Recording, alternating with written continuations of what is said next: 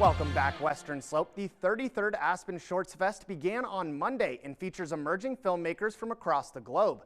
Today, we're joined by writer and director Madison Hatfield to talk about her new film, I Could Dom. Madison, thank you so much for joining me. Thank you so much for having me. I'm really excited to be in Aspen and also to be here on the program. Yeah, absolutely. So can you start by telling me just a little bit about I Could Dom? Yes. So I Could Dumb, our tagline is it's a sex comedy for people pleasers. It's about a woman who is a notorious people pleaser. She's recently back in the dating pool. She learns about what being a dominatrix is. Her friends tell her she could not do it. She says, yes, I can. And most of the film is a very ill-advised date that she goes on with a sexually submissive man to prove her friends wrong. And obviously it goes disastrously. Yeah, really bad. Okay, awesome. And so what inspired you to create a film like this? So people pleasing has been, I think it's the great struggle of my life, or at least my life thus far. I think a lot of women are raised to put other people's needs and other people's wants above our own, and some of us just struggle more than others. And so it's certainly something I've been working on, and I love using film as a way to sort of process my own life, my own things that I'm thinking about. And I love comedy. I pretty much exclusively write, direct, perform comedy.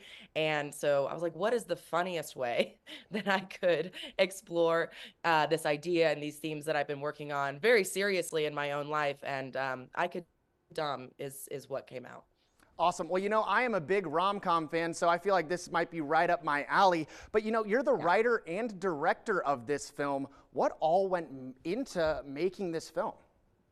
Yeah, I will say actually being a writer and director is pretty simple, but I'm also the star of the film, and directing and starring at the same time is particularly tricky. And what I'll say is it requires a lot of pre-production work, so a lot of preparation with my team. Basically, by the time we get to set, we really had to know exactly what all the shots were, exactly what our order was going to be, because I couldn't really watch things back in the way a traditional director would.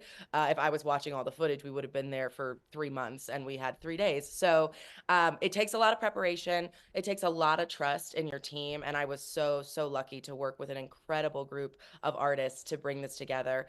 My director of photography, his name is Christian Bernal, and he and I work together really closely. So I had to really trust him that the shot was looking good, and then being in the short itself and acting, I could kind of feel if the performances were landing in the way that I wanted them to. So I was able to make adjustments there. He was making visual adjustments, and then my producers Sean and Rocco were also really helpful in watching the footage and making sure we were getting what we needed. So it was awesome. Awesome. That sounds great. And you're debuting this film coming up at Aspen Shortsfest this Friday, so tomorrow. What should people know if they want to come and watch this film? Absolutely. So I'm so honored to be a part of Aspen Shortsfest. This is one of the best shorts festivals in the world. And short film is something that sometimes gets overlooked at bigger festivals, but it is such a unique and special art form. And it really takes an incredible level of craft to be able to tell a story in a really short amount of time. So all of the screenings, there are still 5 more blocks to go. You can buy tickets online through the Aspen Film website.